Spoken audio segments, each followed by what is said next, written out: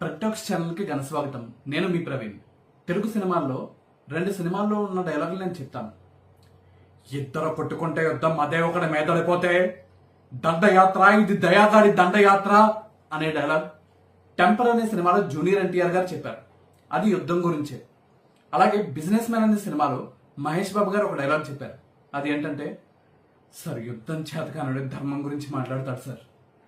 I believe in war not in morality అని. ఈ ఇద్దరు స్టార్ హీరోలు చెప్పిన ఈ డైలాగులు విన్నాక తెలుగు సినిమా ప్రేక్షకులు పూనకాలతో ఊగిపోయారు. యుద్ధం గురించి మాట్లాడితే, యుద్ధంలో గెలుపు గురించి మాట్లాడితే ప్రతి ఒక్కరూ కూడా ఎంతో ఉత్తేజం అవుతారనే విషయం వాస్తవమే. కానీ యుద్ధం జరిగితే ఫలితాలు ఎలా ఉంటాయి, లాభాలు ఎలా ఉంటాయి, నష్టాలు ఎలా ఉంటాయి, అసలు ఏం జరుగుద్ది అనే విషయాల గురించి మనం తెలుసుకోవాలి. ఎందుకు అంటే, ఇప్పుడు భారత్కి సంబంధించిన పర్యాటకుల మీద పాకిస్తాన్ తీవ్రవాదులు దాడి చేశాక భారత ప్రభుత్వం స్పందించిన విధానం చూసి ప్రపంచం మొత్తం కూడా భారత్ ఏ విధంగా పాకిస్తాన్కి ధీటైన సమాధానం ఇవ్వబోతుంది అని ఎదురు చూస్తూ ఉంది. అయితే ఇప్పటి వరకు ఇండియాకి పాకిస్తాన్కి మధ్య ఎన్నిసార్లు యుద్ధం జరిగింది? మొత్తం ఎన్నిసార్లు ఇండియా గెలిచింది, ఎన్నిసార్లు పాకిస్తాన్ గెలిచింది? మొత్తం ఎంతమంది చనిపోయారు? ఏ కారణాలతో యుద్ధాలు జరిగాయి? గతంలో జరిగిన అన్ని యుద్ధాల గురించి చరిత్రతో పాటు ఇప్పుడు యుద్ధం జరిగితే ఉండబోయే పరిణామాలేంటి, దానివల్ల లాభాలేంటి, నష్టాలేంటి, ఏం ఎక్స్పెక్ట్ చేసి మనం యుద్ధం చేయాలి అనే అన్ని విషయాలు ఈ వీడియోలో సమగ్రంగా ప్రతి ఒక్క విషయం స్పష్టంగా ప్రతి ఒక్కరికి అర్థమయ్యేలా నీట్గా వివరిస్తా, చూసేయండి. అయితే ఈ విషయాలన్నిటి గురించి మాట్లాడుకోబోయే ముందు చరిత్ర గురించి కొంచెం చెప్పుకోవాలి. చరిత్ర అంటే చింపేస్తే చిరిగిపోదు, చెరిపేస్తే చెరిగిపోదు, చంపేస్తే చచ్చిపోదు కూడా. కాబట్టి చరిత్రలో చూసుకుంటే అసలు ఇండియా పాకిస్తాన్ ఒకప్పుడు కలిసిమెలిసి ఉండేవి. అంటే ఇండియాలో పాకిస్తాన్ కూడా ఒక అంతర్భాగంగా ఉండేది. ఎప్పుడు? 1947కి ముందు. ఆ విషయం అందరికీ తెలిసిందే. అయితే ముస్లిం జనాభా అంతా కూడా పాకిస్తాన్ ప్రాంతంలో ఎక్కువ ఉండేవారు, మిగతా అంతా కూడా హిందూ జనాభా ఎక్కువ అనే విషయం మనందరికీ తెలిసిందే. అందుకే ఇండియాని హిందుస్థాన్ అని కూడా పిలుస్తారు.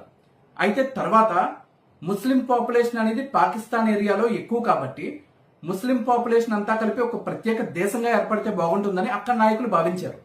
భావించిన తర్వాత ఎలాగైనా మన నుండి విడిపోవాలని వాళ్ళు ఎన్నో ఉద్యమాలు చేయడం చాలా మంది. దానివల్ల పాకిస్తాన్ ప్రత్యేకంగా ఇచ్చేస్తేనే వాళ్ళకి బెటర్, మనం వేరుగా వాళ్ళు వేరుగా విడిపోయినా కూడా అన్నదమ్ముల్లా కలిసి ఉండాలనే భావనతో పాకిస్తాన్ ని సెపరేట్ చేశారు. ఎప్పుడు? 1947 ఆగస్టు 14. అంటే మనకి స్వాతంత్రం రావడానికి ఒక్కరోజు ముందు పాకిస్తాన్ కి స్వాతంత్రం వచ్చింది. కానీ వాళ్ళు కోరుకున్నది ఏంటంటే జమ్మూ కాశ్మీర్ కూడా మాకు వచ్చేయాలి అని పాకిస్తాన్ వాళ్ళు కోరుకున్నారు. కానీ ఇండియాలోనే జమ్మూ కాశ్మీర్ ఉండడానికి కారణం ఏంటి అనే విషయం గురించి ఇప్పుడు మాట్లాడతా. యాక్చువల్ గా జమ్మూ కాశ్మీర్ అనేది ఒక రాజు పరిపాలించే ఒక ప్రాంతం.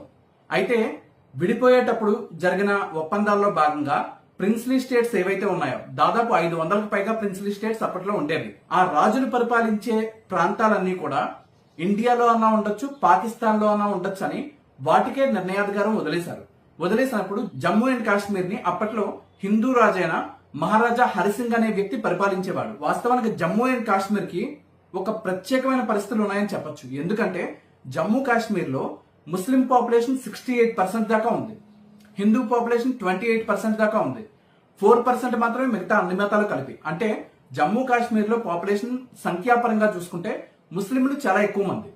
కానీ ఆ ప్రాంతాన్ని హిందూ రాజైన హరిసింగ్ పరిపాలించేవాడు.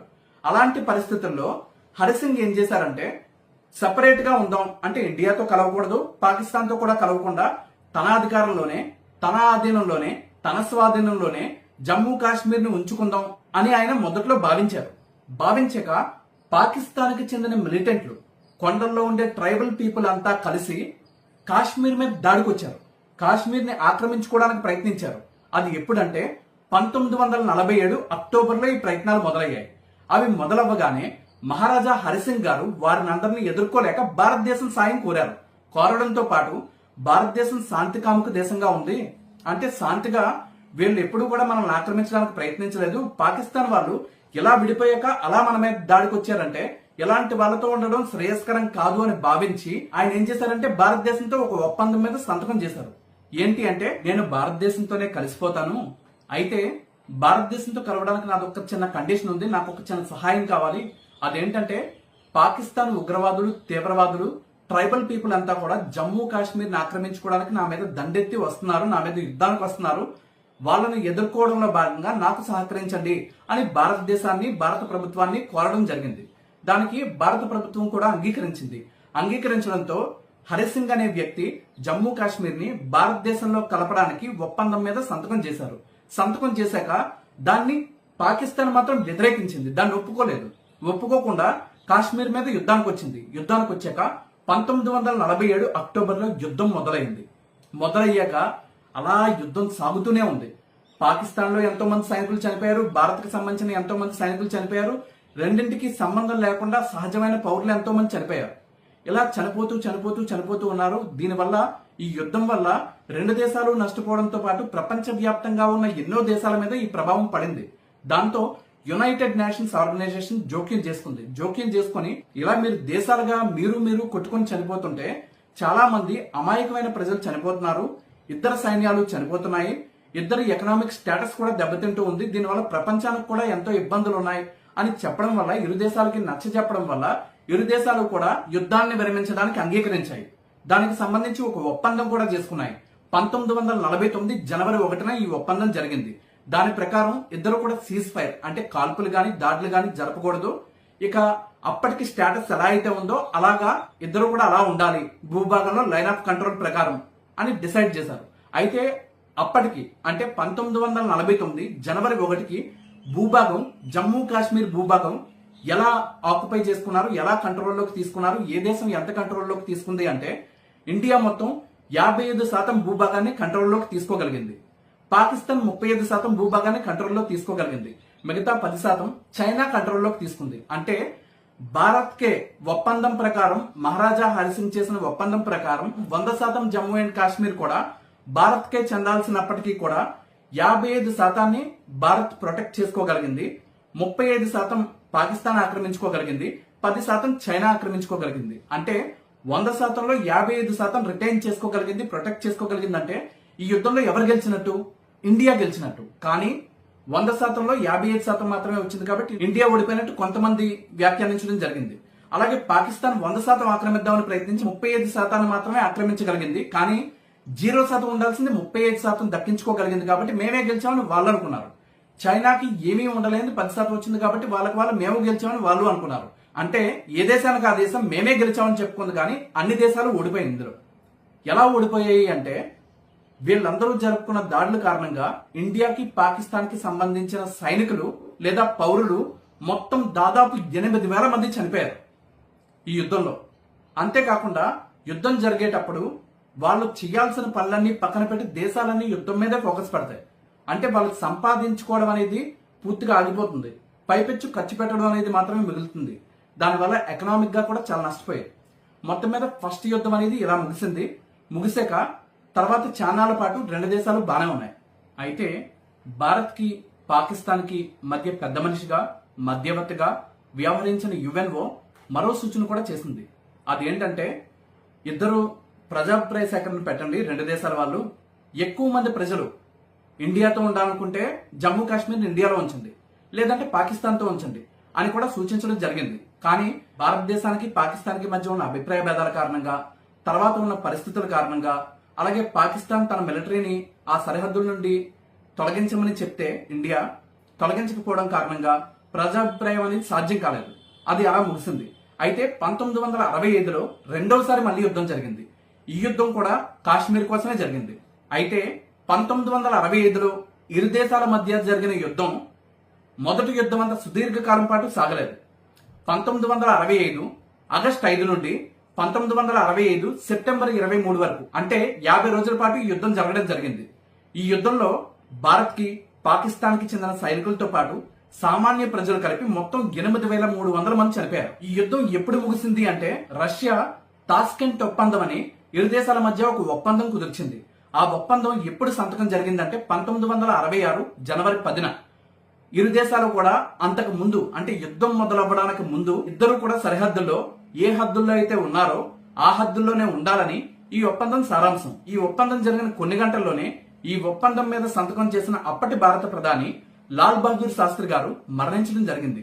ఆయన 1966 జనవరి 11న మరణించారు. అలా మరణించడం అప్పట్లో చాలా అనుమానాస్పదమైంది, వివాదాస్పదం కూడా అయింది. అలా మొత్తం మీద 1965 యుద్ధం ముగిసింది. ఇక్కడ యుద్ధం ముగిసే కూడా ఈ యుద్ధంలో కూడా ఎవరు విజేత అంటే ఇండియా ఏమో మేమే విజేతలం అని చెప్పింది, పాకిస్తాన్ కూడా మేమే విజేతలం అని చెప్పింది. కానీ అంతకు ముందు 1949 ఒప్పందంలో ఏ విధంగా అయితే సరిహద్దులు ఉన్నాయో అదే సరిహద్దులు మళ్ళీ ఫిక్స్ చేయడం వల్ల నిజంగానే ఇద్దరు వైపు ఫేవరిజం ఏది రాలేదు, ఇద్దరు నష్టపోయారనే చెప్పాలి. ఇక్కడ కూడా 8,300 ప్రాణాలు పోయాయి. అంటే ఇద్దరు ఇక్కడ కూడా నష్టపోయినట్టే, విజేత మాత్రం ఎవరో క్లియర్ గా తేలలేనట్టే, ఎవరి మట్టుకు వాళ్ళు మేమే విజేతలని ప్రకటించుకున్నారు. ఇక్కడతో ఈ రెండో యుద్ధం కూడా ముగిసింది. 2 యుద్ధాలు ముగిసాయి కదా, మూడవ యుద్ధం అత్యంత భీకరంగా, భయానకంగా, భిన్నంగా జరిగింది. శివుడు మూడో కన్ను తెరిస్తే ఎలా ఉంటుందో అలాగే మూడవ యుద్ధం కూడా అత్యంత భయానకంగా జరిగింది. 1971 డిసెంబర్ 3న మొదలైన ఈ యుద్ధం డిసెంబర్ 16న ముగిసింది. అయితే ఈ లోపే జరిగిన మారణహోమం మాత్రం రక్తపాతాన్ని సృష్టించిందని చెప్పొచ్చు. ఇరు దేశాలకి చెందిన దాదాపు 13,000 మంది సైనికులు ఈ యుద్ధంలో మరణించారు. అంతేకాకుండా ఈ యుద్ధంలో అత్యంత ఘోరమైన దారుణమైన విషయం ఏంటంటే అమాయకమైన ప్రజలు ఎంతో మంది, కొన్ని లక్షల మంది చనిపోయారు. దాదాపు 30 లక్షల మంది అని అంచనా. ఈ 30 లక్షల మంది మరణాలతో 13,000 మంది సైనికుల మరణాలతో కేవలం 13 రోజుల్లోనే పాకిస్తాన్ ఇండియాకి తలంచి సరెండర్ అయిపోయి ఈ యుద్ధంలో ఓటమిని ఒప్పేసుకుంది. 93,000 మంది పాకిస్తాన్ సైనికుల్ని భారత సైన్యం నిర్బంధించింది. రెండవ ప్రపంచ యుద్ధం తర్వాత ఈ స్థాయిలో శత్రు సైన్యాన్ని నిర్బంధించడం అదే మొదటిసారి. అయితే ఎంత మందిని మట్టుబెట్టి, ఎంత మందిని అరెస్ట్ చేసి ఇన్ని చేయడానికి కారణం ఏంటంటే ఈ మూడవ యుద్ధానికి కారణం మాత్రం కాశ్మీర్ కాదు, ఇది బంగ్లాదేశ్ స్వాతంత్ర సంగ్రామం. అంటే బంగ్లాదేశ్ అనే ప్రాంతం పాకిస్తాన్ నుండి ఎలాగైనా విడిపోవాలి, స్వాతంత్రం సంపాదించుకోవాలి అని కోరుకుంది. బంగ్లాదేశ్ కి హద్దుల్లో ఇండియా ఉంది, పాకిస్తాన్ కూడా ఉంది. అయితే ఇండియాకి పాకిస్తాన్ ఎప్పుడూ వ్యతిరేకంగానే ఉంది. బంగ్లాదేశ్ అనే ప్రాంతాన్ని కాపాడాలి అనే ఏకైక లక్ష్యంతో ఇండియా ధర్మం వైపు బలంగా నిలబడింది. ధర్మం కోసం నిలబడిన దానికి గాను పాకిస్తాన్ ఇండియాకి సంబంధించిన స్థలాల్ని టార్గెట్ చేసింది. టార్గెట్ చేసినప్పుడు ఇండియా ధీటుగా ఎదుర్కొని గట్టిగా బదిలించి 13 రోజుల్లో యుద్ధం మేము చెయ్యలేమేం కాపేయండి బాబోయ్ అని పాకిస్తాన్ వాళ్ళు బెంబేలెత్తి పరుగులెత్తించేలా చేస్తుంది. విజయం అంటే ఇది, నిఖార్సైన విజయం అంటే ఇది అనిపించేలా భారత ఆర్మీ తన పవర్ ని ప్రపంచ దేశాల మొత్తానికి చూపించింది ఈ యుద్ధంతో. అయితే ఈ యుద్ధంలో జరిగిన నష్టం మాత్రం అత్యంత దారుణమైందని చెప్పొచ్చు. కానీ ఫైనల్ గా భారతదేశం కోరుకున్న విధంగా బంగ్లాదేశ్ స్వాతంత్ర సంగ్రామంలో భారత్ కూడా తన సహాయాన్ని అందించి బంగ్లాదేశ్ ఒక ప్రత్యేకమైన దేశంగా ఏర్పడేలా చేయడంలో విజయం సాధించి పాకిస్తాన్ కి బుద్ధి చెప్పి మొదటి 2 యుద్ధాల్లో జరిగినట్టు అంటే విజేత మేమంటే మేమని పంచుకోవడం కాకుండా ఈ మూడవ యుద్ధంలో విజేత భారతే అని పాకిస్తాన్ కూడా అన్ని మూసుకుని ఒప్పేసుకోవాల్సిన పరిస్థితిని క్రియేట్ చేసిందని చెప్పొచ్చు. అయితే ఈ యుద్ధంలో భాగంగా దాదాపు 30 లక్షల మంది సామాన్య ప్రజలు చనిపోవడం, 13,000 మంది సైనికులు చనిపోవడం మాత్రమే కాకుండా దాదాపు 10 లక్షల మందికి పైగా శరణార్థులు, అంటే బంగ్లాదేశ్ లో ఉండలేక, పాకిస్తాన్ కి వెళ్ళలేక, ఎటెళ్లాలో తెలియక భారతదేశానికి వలస వచ్చేసారు. వాళ్ళను కూడా భారతదేశం హక్కును చేర్చుకుందని చెప్పొచ్చు. అయితే భారత్ కి పాకిస్తాన్ కి మధ్య 4వసారి కూడా యుద్ధం జరిగింది. అదెప్పుడు అంటే 1999లో కార్గిల్ అనే ప్రాంతంలో. ఇది కూడా జమ్మూ కాశ్మీర్ గురించే జరిగింది. జమ్మూ కాశ్మీర్ రాష్ట్రంలోనే కార్గిల్ అనేది ఒక ప్రాంతం. ఈ యుద్ధం ఎప్పుడు స్టార్ట్ అయిందంటే 1999 మే 3వ తారీఖున స్టార్ట్ అయింది. జూలై 26 వరకు కొనసాగింది. ఈ యుద్ధంలో 1200 మంది వరకు చనిపోయారు, ఇరు దేశాల సైనికులు కలిపి. ఇండియాకి సంబంధించి 500 మంది సైనికుల వరకు చనిపోయారని ఒక అంచనా. ఈ యుద్ధం కూడా నిరంతరం కొనసాగడం అనేది ప్రపంచ ఎకనామీకి, అలాగే భారతదేశ ఎకనామీకి, పాకిస్తాన్ కి కూడా ఎంతో తీవ్ర నష్టం కలిగించే అవకాశం ఉండడంతో అమెరికా జోక్యం చేసుకుంది.